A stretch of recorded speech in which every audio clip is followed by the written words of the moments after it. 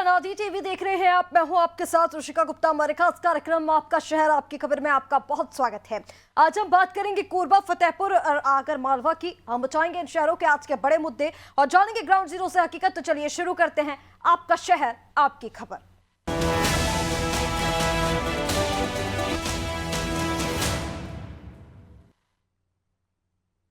और सबसे पहले बात करेंगे छत्तीसगढ़ के कोरबा की, जहां शासकीय प्राथमिक स्कूल पंचायत भवन में संचालित हो रहा है।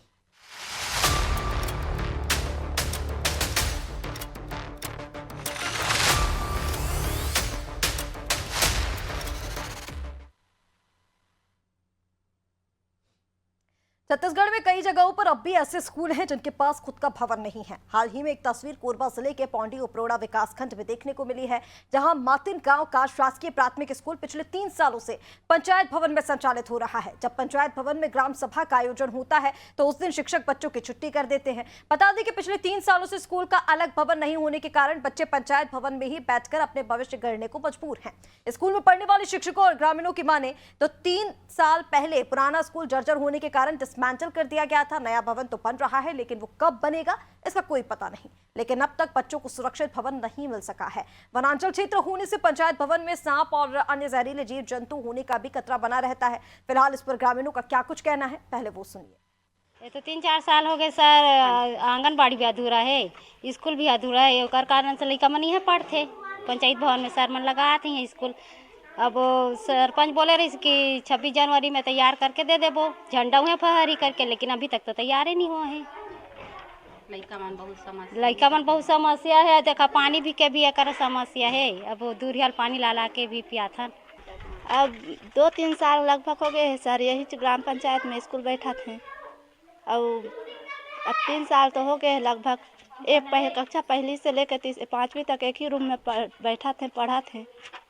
अब एक ही रूप में कितना शिक्षा पाही होला सब समझ सका था। पंचायत कार्य जब होते तो छुट्टी कर देते।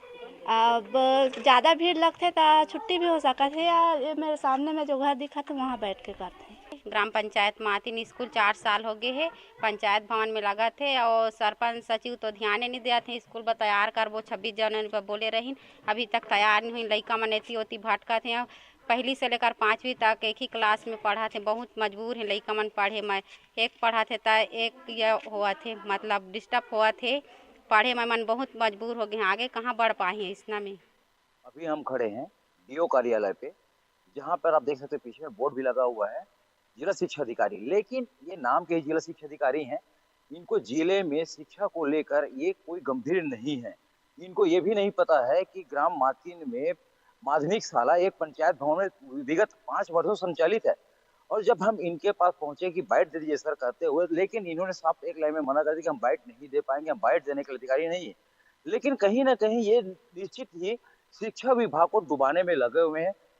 जिला शिक्षा अधिकारी टीपी उपाध्याय नहीं दौरे पे जाते हैं, नहीं कोई इनको जानकारी रहती जमीनी स्तर पे। दूरस्थ वनांचल क्षेत्र है मातिन, जहाँ पे बच्चे जो है विगत 5 वर्षों से पंचायत भवन में पढ़ाई कर रहे हैं। लेकिन जिला शिक्षा अधिकारी को इन सबसे क्या लेना देना, उनको तो अपने एसी केबिन और एसी गाड़ी से फुर्सत नहीं है। जी हाँ, हम बात कर रहे हैं जिला शिक्षा अधिकारी टीपी उपाध्याय की, जो बाइट लेने जाने पर साफ तौर पर मना कर देते हैं, हम बाइट नहीं देंगे। क्या करे मीडिया। चंद्र कुमार श्रीवास, अनादि टीवी, कोरबा। और चलिए इसी पर ज्यादा अपडेट के लिए हमारे साथ संवाददाता चंद्र कुमार जुड़ गए हैं। चंद्र कुमार, सीधा आप ही का रुख करेंगे। लगातार अब देखिए, अब गर्मी की दस्तक भी है, बारिश का मौसम भी आने वाला है इसके बाद, और लगातार इसको लेकर सवाल अब ये खड़े हो रहे हैं कि कब तक स्कूल के लिए भवन मिल पाएगा, बच्चों को कब तक वो भवन मिलेगा। क्योंकि जैसा कि हम बता रहे हैं लगातार कि पंचायत भवन में बच्चे पढ़ने को मजबूर हैं, सुरक्षित भवन नहीं मिल पा रहा है, कई जीव जंतु का खतरा भी वहां पर बना रहता है। ऐसे में जब आपकी बातचीत की गई तो क्या कुछ आश्वासन दिया जा रहा है, कब तक की डेडलाइन दी गई है, कब तक भवन मिल पाएगा?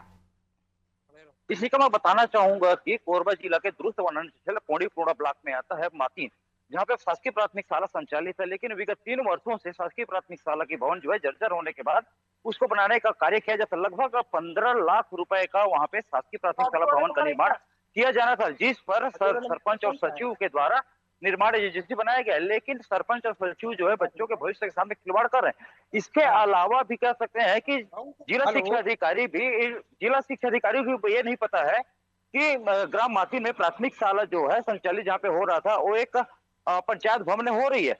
लेकिन ये सोचने वाली बात है इसी का कहीं न कहीं ये जिला शिक्षा अधिकारी की घोर लापरवाही है कि एक कक्षे में मतलब एक कमरे में जो है कक्षा 1 से लेकर कक्षा 5वीं तक के बच्चों का जो पढ़ाई किया जा रहा है, कितना उसमें सफलता मिलेगी बच्चों को। अब देखा भी ये भी जा रहा है कि छत्तीसगढ़ में 5वीं और 8वीं का भी बोर्ड कर दिया गया है। लेकिन यहाँ पे देखा जा रहा है कि 3 शिक्षक होने के बावजूद भी बच्चों का भविष्य जो है इस मातिन का जो स्कूल है प्राथमिक शाला, वहाँ पे बच्चों का भविष्य को लेकर वहाँ के परिजन भी काफी चिंतित हैं और वो ये भी आस लगाए हुए हैं कि कब इनको भवन मिलेगा तो कल बच्चों का जो है पढ़ाई जो है सुनिश्चित होगी।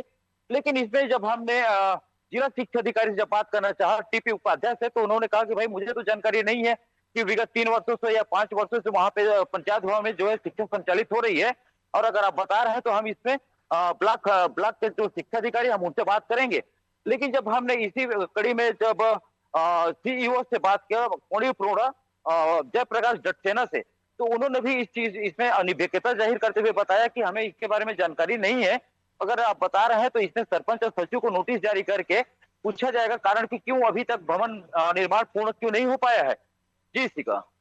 बिल्कुल चंद्र कुमार, देखिए जिस तरह से आप जानकारी दे रहे हैं, मैं चाहूंगी एक बार आप फिर से दोहराइए ना कि कितनी ये जो शासकीय विद्यालय की हम बात कर रहे हैं, यहाँ पर कितने से लेकर कहाँ तक की क्लासेस लगती थी और सिर्फ एक इस भवन में कहाँ से लेकर कहाँ तक की क्लासेस संचालित की जा रही है। दूसरा, जैसा कि आपने कहा कि परिजन भी इसको लेकर चिंतित है, उनकी तरफ से भी लगातार शिकायत की जा रही है, तो क्या अधिकारियों की तरफ से कोई आश्वासन दिया भी जा रहा है कि कब तक इस भवन को तैयार किया जाएगा, क्योंकि आगे चल के बोर्ड परीक्षाएं भी होंगी, उन तमाम चीजों को लेकर क्या कुछ आपकी बातचीत हुई है? जी, मैं बताना चाहूंगा इसी का कि इस समय जब हमने कलेक्टर वजीद बसंत से भी बात किया तो उन्होंने भी बोला कि सरपंच और सचिव अगर ऐसा किए हैं तो उनके ऊपर रिकवरी किया जाएगा और बच्चों का भविष्य के लिए जल्द से जल्द वहाँ पे प्राथमिक शाला जो है बनवाया जाएगा। और मैं बताना चाहूंगा इसी का कि जो शासकीय प्राथमिक शाला जो अभी पंचायत भवन में एक कमरे में जो संचालित हो रही है, वहाँ लगभग 25 बच्चे हैं। 25 बच्चे कक्षा 1 से लेकर कक्षा 5 तक के बच्चे वहां जो है अध्ययनरत हैं। लेकिन निश्चित तौर पर यहाँ पे देखा जा रहा है अधिकारी लगभग 3 वर्षों में आए हैं और गए हैं कितने भी, लेकिन हमको ये भी पता चला है कि ग्रामीणों का भी यही कहना है कि जिला शिक्षा अधिकारी अभी तक एक बार भी यहाँ दौरे पर नहीं आए हैं। लेकिन कहीं ना कहीं चंद्र कुमार, अब इससे ये तो साफ समझ में आ रहा है कि लापरवाही कहीं ना कहीं अधिकारियों की ओर से ही की जा रही है। लेकिन ये भी आपसे जानना चाहेंगे कि 3 साल अब बताया जा रहा है कि 3 साल से यही हालात बने हुए हैं स्कूल को लेकर, शिक्षा को लेकर, तो इसके पहले क्या कोई बातचीत नहीं की गई, कोई शिकायत नहीं की गई, या फिर 3 सालों से लगातार लापरवाही ही देखने को मिल रही है और सिर्फ आश्वासन दिया जा रहा है? इसी का मैं बताना चाहूंगा कि जिला शिक्षा अधिकारी के माध्यम से सभी का एक चैनल बना हुआ है। सबसे पहले आते हैं जिला खंड शिक्षा अधिकारी जो है, उसके बाद खंड शिक्षा अधिकारी, उसके बाद सीएससी होते हैं, सीएससी के बाद जो शिक्षक होते हैं, एक सीएससी के अधीन जो होते हैं 7 भवन 7 स्कूल होते हैं। लेकिन देखा जा रहा है कि यहाँ पे नहीं जो सीएससी है, सीएससी भी अपने कर्तव्यों का सही ढंग से निर्वहन नहीं किया, न ही वहाँ के जो खंड शिक्षा अधिकारी हैं उनके द्वारा अपने कर्तव्यों का निर्वहन नहीं किया गया। इनको तो सिर्फ क्या है अपने खंड से ही मतलब रहता है। जैसे जिला शिक्षा अधिकारी हैं तो इनको तो हाई कोर्ट जाने से फुर्सत नहीं है और अपने एसी केबिन अगर रहेंगे भी तो एसी केबिन में बैठे रहेंगे, एसी कार में घूमेंगे, बस इनका यही काम है। लेकिन जमीनी स्तर पे ग्रामीण क्षेत्रों में शिक्षा की क्या स्थिति है, इनको जानने का इन अधिकारियों के पास जरा सा भी समय नहीं है। जी सिका। बिल्कुल चंद्र कुमार, जिस तरह से आपने जानकारी दी, देखिए अब इससे साफ समझ में आ रहा है कि जो लापरवाही है वो विभाग की ओर से ही की जा रही है। लगातार 3 साल से अगर यही हालत बनी हुई है तो कहीं ना कहीं जिम्मेदार इन बातों से अनजान है या फिर सारी चीजों का पता होने के बाद भी अनजान बनने की जो कोशिश है वो करते नजर आ रहे हैं। हालांकि अब देखना ही होगा कि एक बार फिर से आश्वासन दिया गया है कब तक स्कूल का ये भवन बनकर तैयार होता है और कब तक बच्चों को सेपरेट क्लासेस में पढ़ाया जाता है। फिलहाल के लिए तमाम जानकारी के लिए बहुत शुक्रिया आपका। तो ये तस्वीरें हम आपको कोरबा से दिखा रहे हैं जहां पर बच्चों का भविष्य खतरे में है। एक ही पंचायत भवन में क्लास 1 से लेकर क्लास 5 तक के बच्चों को पढ़ाया जा रहा है। 3 साल से यही स्थिति बनी हुई है। जो पहले वाला भवन था वो जर्जर स्थिति में था, इसलिए उसे डिस्मेंटल कर दिया गया, लेकिन नया भवन कब तक बनकर तैयार होगा इसका अभी तक कोई अता पता नहीं है। हालांकि अधिकारियों की ओर से अब लगातार आश्वासन दिया जा रहा है कि जल्द से जल्द भवन बनकर तैयार होगा और उसके बाद बच्चों को सेपरेट क्लासेस में बैठाकर पढ़ाया जाएगा, लेकिन स्थिति जस की तस बनी हुई है। देखना होगा कि कब तक इस पूरे मामले पर कार्रवाई हो पाती है।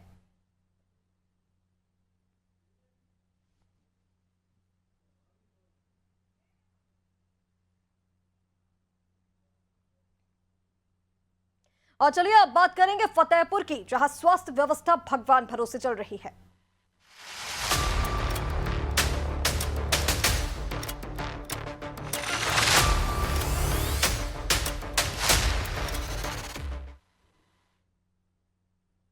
भगवान भरोसे स्वास्थ्य केंद्र, जी हां, फतेहपुर जिले के ककरेरू नगर पंचायत में स्वास्थ्य व्यवस्था राम भरोसे चल रही है। यह सामुदायिक स्वास्थ्य केंद्र में डॉक्टरों की मनमर्जी के चलते मरीजों को भारी परेशानियों का सामना करना पड़ रहा है। डॉक्टरों के समय से अस्पताल नहीं पहुंचने के कारण मरीजों को इलाज के लिए घंटों इंतजार करना पड़ता है और डॉक्टरों के नहीं आने पर मरीज फार्मासिस्ट से ही दवा लेकर घर लौट जाते हैं। कई मरीज चूल्हा-छाप डॉक्टरों से इलाज करवाने को भी मजबूर हैं।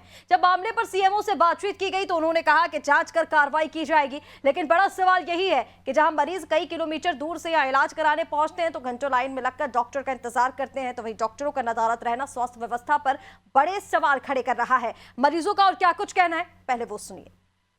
का दवा लेना है क्या? फिर क्या हुआ?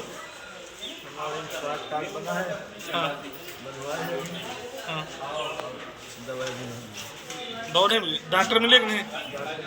कितनी देर से परेशान है लगभग? 10 बजे से 2 घंटे ना?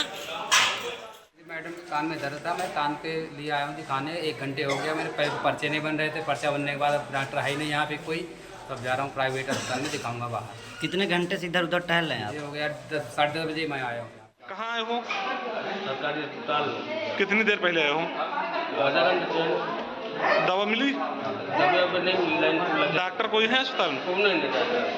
अच्छा, क्या दिक्कत है तुमको? शरीर में दर्द रहती है, पैर मतलब कमर। ठीक। तो ये तस्वीरें आप देख रहे हैं जहां पर मरीजों की ओर से खुद ही कहा जा रहा है कि डॉक्टर नदारत रहते हैं या फिर लेट पहुंचते हैं। कई तरह की जो समस्याएं हैं वो मरीजों को हो रही है और कई बार मरीजों की मौत तक हो जाती है, लेकिन व्यवस्थाएं टस की टस बनी हुई हैं। अब सवाल स्वास्थ्य विभाग पर खड़े हो रहे हैं, क्योंकि ये तमाम व्यवस्थाएं जो हैं इसको लेकर विभाग पर कई सारे सवाल खड़े हो रहे हैं कि आखिर इसको लेकर ध्यान क्यों नहीं दिया जाता है, जिम्मेदार से क्यों अनजान बने हुए हैं। लगातार इसको लेकर कई सारी चीजें सामने आ रही है। चलिए अपडेट इसी पर ले लेते हैं। अपडेट के लिए हमारे साथ संवाददाता उमेश बने हुए हैं। उमेश, सीधा आपके पास आते हुए, देखिए मरीजों की जब हम बातचीत भी सुन रहे हैं तो उनकी तरफ से भी ये कहा जा रहा है कि डॉक्टर या तो लेट पहुंचते हैं, कई बार ऐसा होता है कि समय पर पहुंच भी नहीं पा रहे हैं और फार्मासिस्ट से ही दवाइयां लेनी पड़ रही है मरीजों को। इस तरह की कब से यहाँ पर हालात जो है वो बने हुए हैं?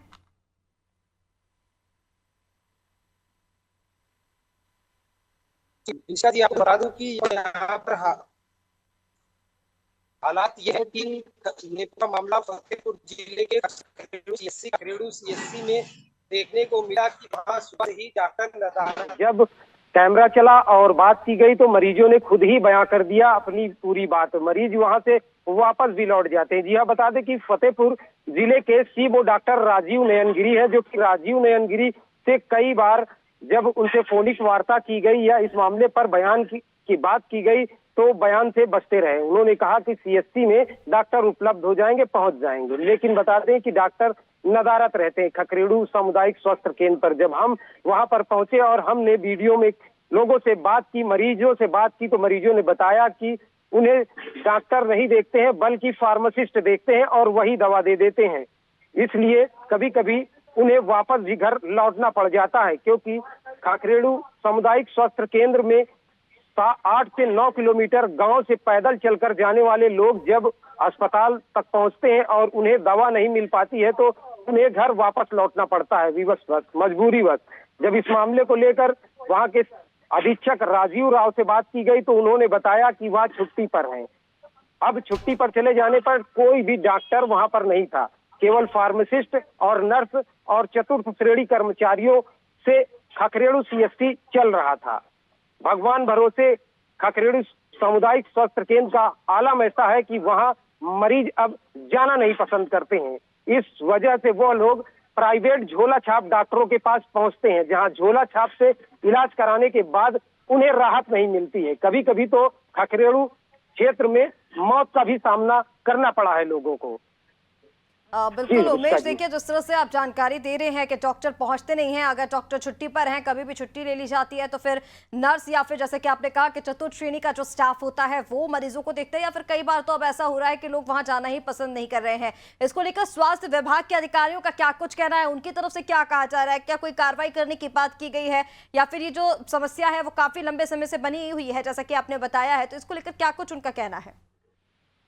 जी रिस्का जी, आपको बता दूं, फतेहपुर जिले में जहां ग्रामीण क्षेत्र है वहां सामुदायिक स्वास्थ्य केंद्र है या खखरेड़ू सामुदायिक स्वास्थ्य केंद्र का केवल मामला है, लेकिन अगर पूरे फतेहपुर जिले की बात की जाए तो ऐसा फतेहपुर जिले के विभिन्न सामुदायिक स्वास्थ्य केंद्रों का यही आलम है, क्योंकि डॉक्टर हमारे शहर से पहुंचते हैं और समय से न पहुंच पाने के कारण मरीजों को वापस घर लौटना पड़ता है। जब हम इस मामले पर उच्च अधिकारियों से बात करना चाहते हैं तो वो कैमरे से बचते हैं, जवाब नहीं देते हैं। कई बार तो हम घंटों उनका इंतजार करते हैं लेकिन उनसे मुलाकात तक नहीं होती है और केवल जांच कर कार्रवाई का भरोसा दिया जाता है, जिससे आलम यह है कि खखरेड़ू सीएससी सहित अन्य सीएससीओं में भी समय से डॉक्टर नहीं पहुंचते हैं। अब फतेहपुर जिले का यह आलम है कि जब जिला अधिकारी से इस मामले पर बात की गई तो उन्होंने कहा कि मामले पर जांच कर कार्रवाई की जाएगी, लेकिन कार्रवाई के नाम पर क्या होता है यह सभी लोग जानते हैं। कार्रवाई के नाम पर केवल खानापूर्ति होती है, जांच होती है, लेकिन कार्रवाई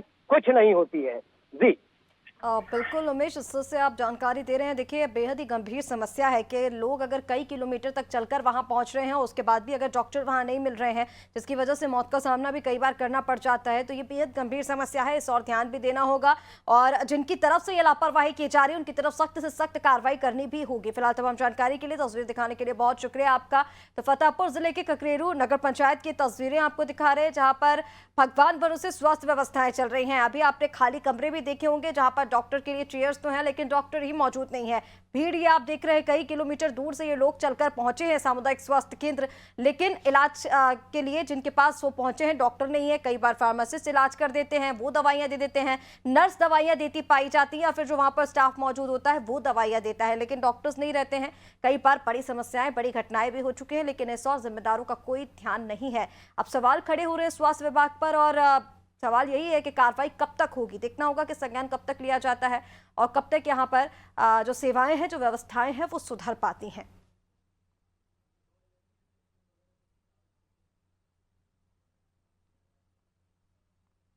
और चलिए अब बात करेंगे आगर मालवा की, जहां भीषण गर्मी के पहले ही लोग पानी को लेकर परेशान हैं।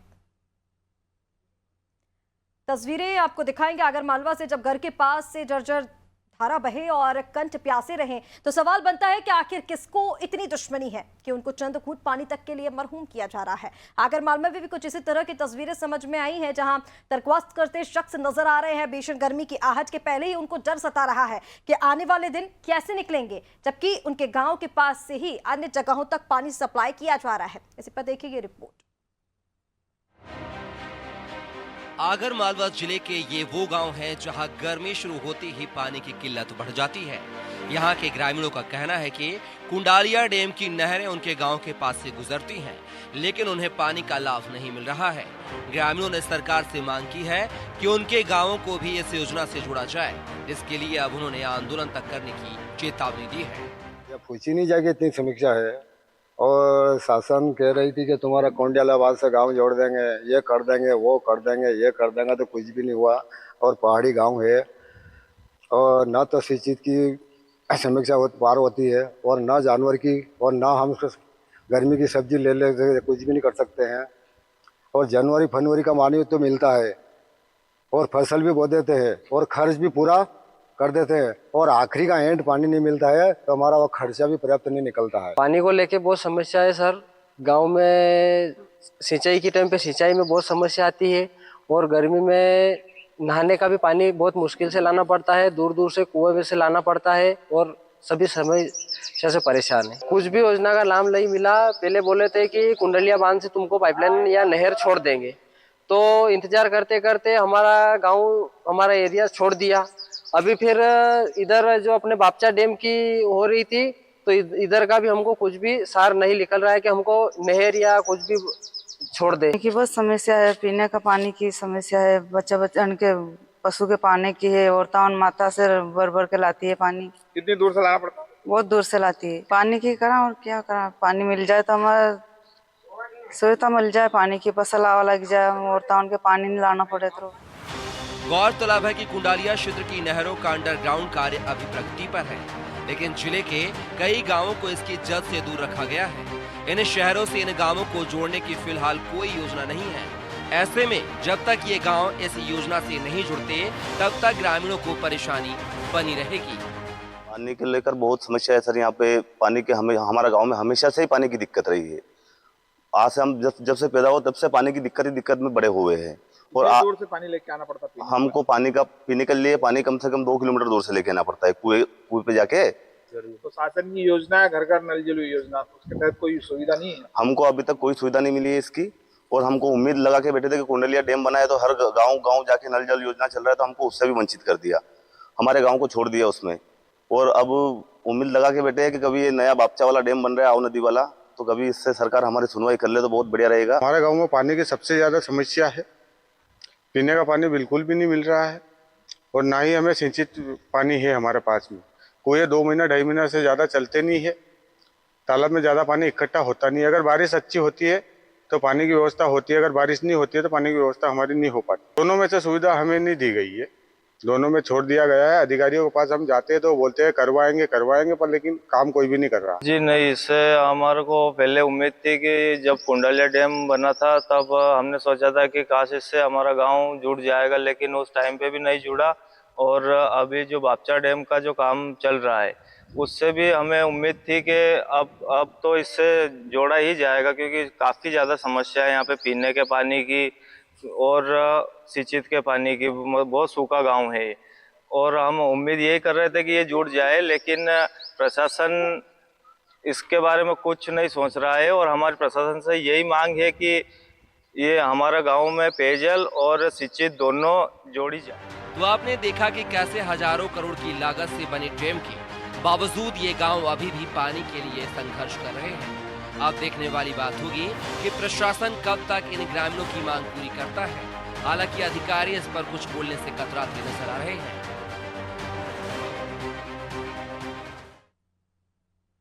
तो एक तरफ भीषण गर्मी से परेशान लोग हैं तो दूसरी तरफ बच्चों को शिक्षा का जो पूरा सुविधा मिलनी चाहिए वो नहीं मिल पा रही है। जर्जर भवन में पढ़ने को पहले बच्चे मजबूर थे, लेकिन अब नगर पंचायत में एक साथ 1st से लेकर 5th तक की जो क्लासेस है वो संचालित की जा रही हैं। वहीं अगर फतेहपुर की आप बात करेंगे तो स्वास्थ्य सेवाएं यहाँ पर बदहाली में है। तीनों ही जगह ऐसी हैं जहाँ पर सुविधाएं जो मिलनी चाहिए थी शायद जिनके बिना गुजारा होना भी मुमकिन नहीं है, उन चीज़ों से ग्रामीण जो है वो परेशान है। लगातार इसको लेकर गुहार लगाई जा रही है, मदद के लिए बात की जा रही है, कार्रवाई की बात की जा रही है, लेकिन सिर्फ आश्वासन ही मिल रहा है। अब देखना ही होगा कि तीनों ही समस्या पर कार्रवाई कब तक की जाती है। फिलहाल के लिए इस खास कार्यक्रम आपका शहर आपकी खबर में इतना ही। आप बने रहिए अनादि टीवी के साथ। नमस्कार।